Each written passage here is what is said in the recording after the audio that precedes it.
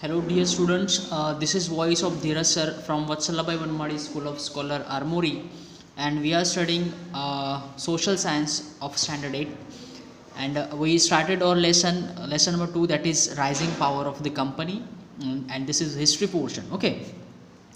So, students, already we understood some topics of this lesson. Yesterday, in yesterday's video, we understood about the three Carnatic wars which was fought between the French and the British. Okay, and the ultimate result of the third Carnatic war was that British got the supremacy over Indian trade, and French remain. French remain under control of the British power. Okay, so friends, today's topic is the rise of the British power in Bengal. So एक बात आपको clear हो गया है कि जो भी foreign powers थे, जो भी फॉरेन कंपनीज थे जो ट्रेडिंग पर्पज से इंडिया में आए हुए थे, उसमें थे ब्रिटिश, उसमें थे डच, उसमें थे पोर्तुगीज़, उसमें थे फ्रेंच और डेनिश. ओके, सो स्टूडेंट्स, इसमें जो ब्रिटिश छोड़ के ऑल दी फोर पावर्स जो थे वो उन्होंने ब्रिटिश की सुप्रीमेसी अडॉप्ट कर ली थी, यानी कि उनको ब्रिटिश के अंडर ही काम करना था. ठीक है, अपने ट्रूप्स, अपनी सेना को वो इंडिया में नहीं ला सकते थे, और अपने जो भी ट्रेडिंग कंपनीज के पोस्ट थे, जो भी उनके ग्रैनरीज या गोडाउन्स थे, तो उनको वो फोर्टिफाइड नहीं कर पाते थे, क्योंकि ब्रिटिशों ने उनको वॉर में जीता था. तो उन ट्रेटीज़ उनके बिटवीन साइन हुआ था. ट्रेटीज़ यानी कि जो भी एग्रीमेंट है, लीगल एग्रीमेंट दोनों के बिटवीन साइन हुआ था कि जो भी लूजिंग अपोनेंट रहता है उसको हार मानना पड़ता है, और जो भी विनिंग साइड रहता है उसके सारी बातें माननी पड़ती है. तो इस तरह से ब्रिटिशों ने इन चारों लोगों को अपने हाथ की कठपुतली बना दी थी. ट्रेड करिए, लेकिन ब्रिटिशों को उससे कोई नुकसान नहीं करेंगे. ठीक है, अब देखते हैं इसी हिसाब से the rise of the British power in Bengal. तो बंगाल जो ब्रिटिश थे, वो ब्रिटिशों ने हमारे इंडिया में अभी ट्रेड में सुप्रीमेसी तो हासिल कर ली थी. अब उनकी जो नज़र गई वो बंगाल रीजन में गई. इंडिया का बंगाल रीजन तो आप जानते होंगे, north portion of the country, उसमें वो यूपी का पोर्शन आता है, बिहार आता है, वेस्ट बंगाल आता है. तो ये जो पोर्शन है बंगाल, जो भारत का बंगाल रीजन है, it was very rich region. मतलब उस टाइम का सबसे पावरफुल और सबसे रिच प्रोविंस था, क्योंकि वहाँ पे वाटर अवेलेबिलिटी है, फर्टाइल सॉइल है, तो फेवरेबल क्लाइमेटिक कंडीशंस है. उसके वजह से वहाँ का जो भी क्रॉप्स प्रोडक्शन है, या जो भी वहाँ के बिजनेसेस है, तो वो फ्लरिश हो चुके थे, मार्केट फ्लरिश हो चुका था. इसलिए उनका ध्यान जो था वो बंगाल रीजन की तरफ गया. किसका? ब्रिटिशों का. So after the decline of Mughal power, the Nawab of Bengal announced his independence. यानी कि आपको पता है कि ये सब जो थे भारत के जो भी प्रोविंस थे, अब साउथ इंडिया का प्रोविंस बोलिए, नॉर्थ इंडिया का प्रोविंस बोलिए, जो भी ये थे वो अंडर द मुगल पावर थे. ठीक है, मुगल जो दिल्ली उसका कैपिटल था मुगलों का, वहाँ से इनका राज कारभार चलता था. लेकिन जो भी बंगाल रीजन या दूसरे रीजन के कारोबार को देखने के लिए जो भी मुगल किंग अपॉइंट करता था, नवाब या निज़ाम्स, इन लोगों ने अपना एडमिनिस्ट्रेशन के बारे में मुगल पावर को जानकारी देना बंद कर दिया. ओके, और खुद को ही उन्होंने उस रीजन का इंडिपेंडेंट किंग या क्वीन घोषित कर दिया, डिक्लेयर कर दिया. ओके, ये बात समझ में आई. तो उस हिसाब से बंगाल रीजन के जो नवाब थे वो थे सिराजुद्दौला. ठीक है, after the decline of Mughal power, the Nawab of Bengal announced his independence. The British and the French both had their settlements in Bengal and were keen to increase their trade there. Okay, मैंने पहले ही बताया था कि बंगाल एक रिच प्रोविंस था, और उसमें French और ब्रिटिश दोनों अपना व्यापार बढ़ाना चाहते थे.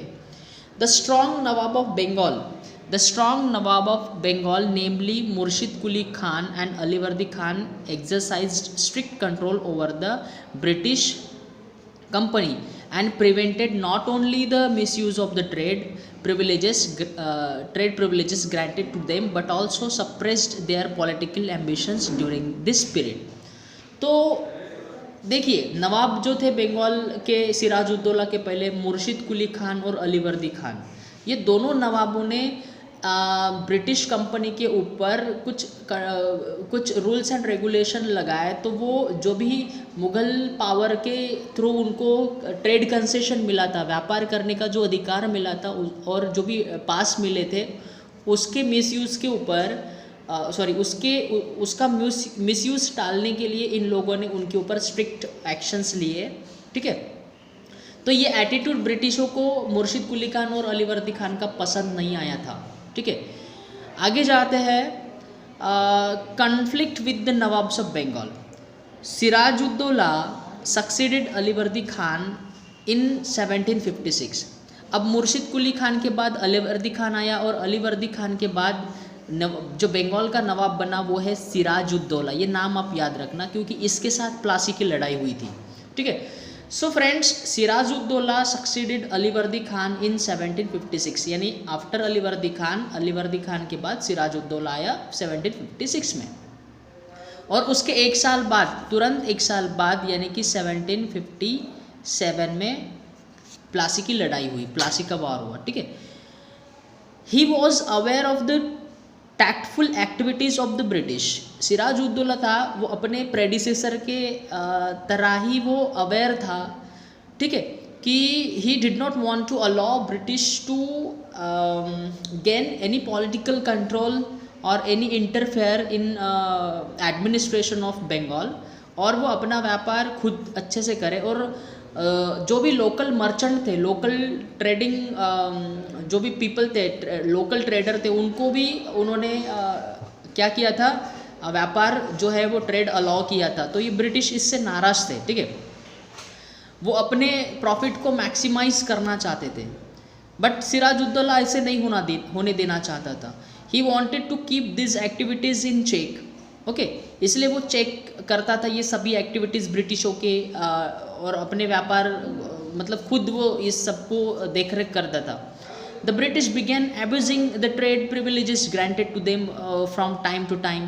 तो इसका नतीजा ये हुआ कि उनको ऐसे फील हुआ कि जो नवाब है सिराजुद्दौला, वो हमारे ट्रेड प्रिविलेजेस को ज़्यादा भाव नहीं दे रहा है, ग्रांट नहीं कर रहा है। Okay, so when Sirajuddaulah asked them to pull down the illegal fortification at Fort William, ये fort William is a place in Kolkata.